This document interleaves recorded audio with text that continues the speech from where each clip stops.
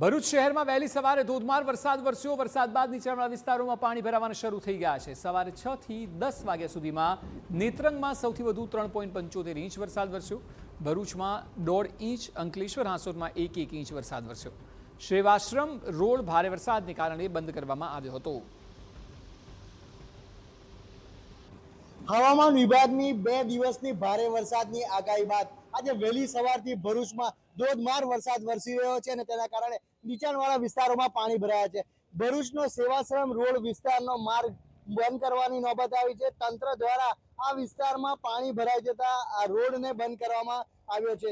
ભરૂચનો આ સેવાશ્રમ રોડ વિસ્તાર એ ભરૂચના 5 બત્તીને શક્તિનાથ સાથે જોડતો એક મુખ્ય માર્ગ છે અને આ માર્ગ ઉપરથી હોસ્પિટલો સહિત અને બજારોને જોડતો માર્ગ હોવાના કારણે અતિ વ્યસ્ત રહેતો હોય છે। તંત્ર દ્વારા સાવચેતીના ભાગરૂપે આ વિસ્તારમાં વાહનોની અવરજવર બંધ કરાવી દીધી છે। કેટલાક વાહનો બંધ પડવાની, કેટલાક લોકોના ફસાવાની કેટલીક ફરિયાદો સામે આવ્યા બાદ તંત્ર દ્વારા આ નિર્ણય લેવામાં આવ્યો છે। હાલમાં ડ્રેનેજ હોલ ખોલી અને આ વિસ્તારમાં વહેલી તકે પાણીનો નિકાલ થાય તેવી પ્રયાસ શરૂ કરવામાં આવ્યો છે। જો કે સમયાંતરે વરસાદ થોડો વિરામ લેતા ક્યાંક ને ક્યાંક તંત્ર માટે પણ હાશકારો અનુભવાય છે।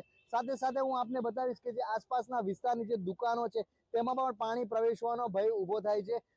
કેટલીક દુકાનોમાં પાણી પ્રવેશ્યા છે જ્યારે કેટલીક દુકાનોના ઉમરા સુધી પાણી પહોંચ્યા છે।